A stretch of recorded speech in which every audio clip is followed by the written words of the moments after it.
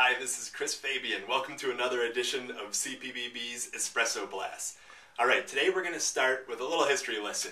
It's 1959. We're going back in time. And what's going on in 1959 changed the world of film forever. When a group of 5 former French critics of film got behind the camera themselves and changed the world of film, the medium, the art, a complete revolution. It was started by Jean-Luc Godard and Francois Truffaut, and in 1959 at the French Film Festival, the movie Truffaut's 400 Blows was chosen as France's film to be shown at the festival and won all sorts of acclaim and awards. Well, it won awards, but it wasn't loved by everybody. Many of the critics who came out against the film didn't understand it. Jean-Luc Godard had this to say to his critics: "In a word, you don't know how to create cinema because you no longer even know what it is. They had changed it forever."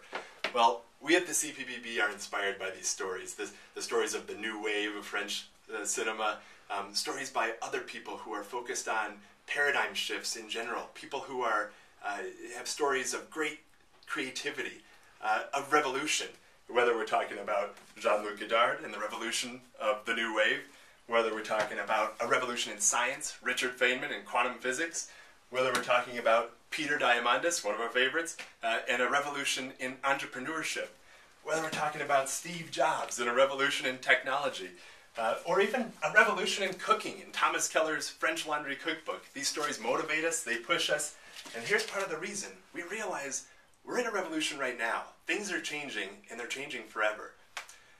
In 2012, Governing Magazine, ICMA's Bob O'Neill, executive director, wrote about the coming decade of local government. And it was profound. Bob O'Neill is recognizing a paradigm shift that's taking place. It's marked by paralysis at the federal level, state government getting into more and more gridlock and financial challenges, the distribution of services now down to the local government level, and the increased responsibility for local government to meet the needs of their citizens. He talked about an increase in shared services and partnerships and the necessity to be able to do that at local government, to think entirely differently. Bob O'Neill had it right. He had this idea of the coming decade of local government. Except for one thing. We recognize at PBB that it is not a decade of local government. This is a permanent shift in the financial landscape, in the world of cities, counties, special districts, local government, school districts, churches. All of our organizations are experiencing a change that is not going to go away in just a decade. This new wave, marked by priority-based budgeting, marked by shared services, an emphasis on public-private partnerships, long-term financial planning, fiscal health and economic modeling, innovation, creativity, transparency, citizen engagement. In the Metropolitan Revolution by Katz and Bradley, in If Mayors Ruled the World by Benjamin Barber, What We See written by David Brooks and Thomas Friedman, If I Were Mayor.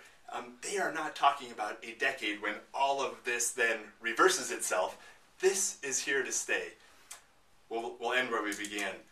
Jean-Luc Godard also said, "To be or not to be,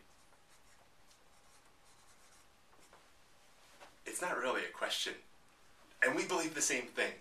In this permanent shift in our landscape, in this ushering in of a new wave, the only question we have to ask ourselves as cities and counties is, are we willing to be the change agents, the people responsible for great and profound change in our communities, the fiscal health and economic well-being and success of our communities?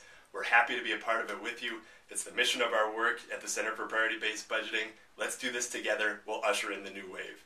Thank you.